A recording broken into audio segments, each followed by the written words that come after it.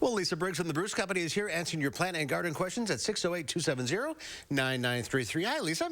Hello, how are you, Mark? Good. Nice and warm in the greenhouse, I hope.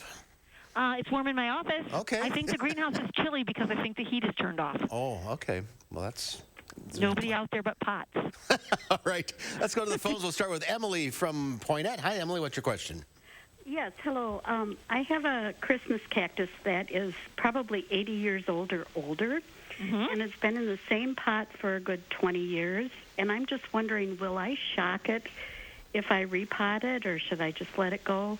This year it did bloom at Christmas time, but only one half of the plant bloomed on one side. It might be time this year for a refresh, but not right now. You're going to want to wait till maybe late February when the days are noticeably longer. Christmas cactus are really, they're very responsive to day length, so now is not a good time to repot. Make sure that you don't make the new pot too much larger than the one you have, and then you can just carefully tease some soil away from those roots and then add fresh soil.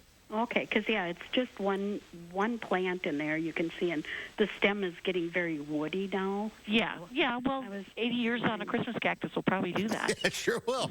All right, let's go to Rick in Madison. Hi, Rick. What's your question? Hi, Lisa and Mark. I have a question here that I've just been wondering about. I've heard that wind chill doesn't have an effect on plants, at least that's the old knowledge. Has there been an updating of that, or is that pretty much still the case?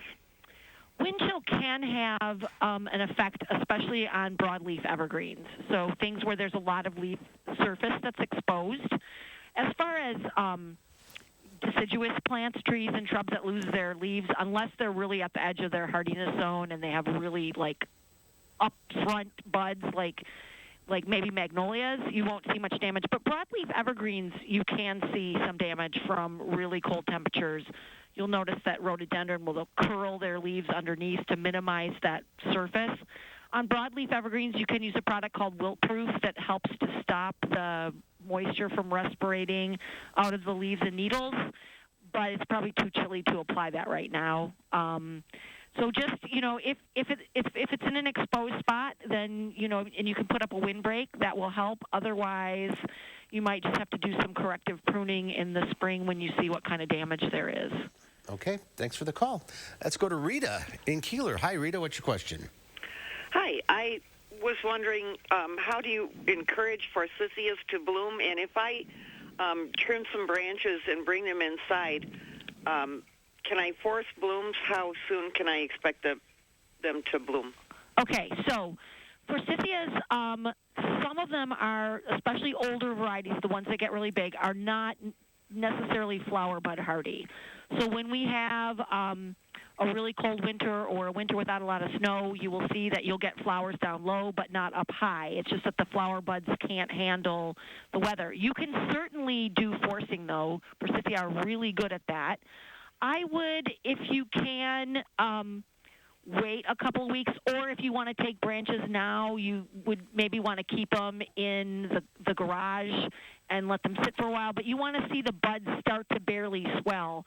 So I would say around the end of February is a good time to start cutting branches for forcing. Okay, great.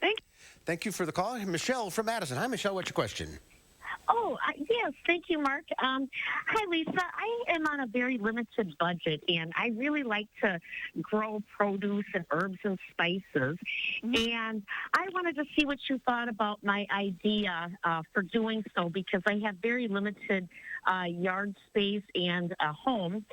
And I was trying to find information on how to harvest seeds, such as seeds from peppers and other produce of that nature that doesn't take a lot of space. And I wanted to find out what the process is for harvesting the seeds, and then if I can plant them. Michelle, I'm sorry to cut you off here, but we are out of time. So we'll call you next week, all right? Yeah, or email me, Michelle, lbriggs@brucecompany.com. All right. Thanks, Lise. Thanks for calling, everybody. Thank you.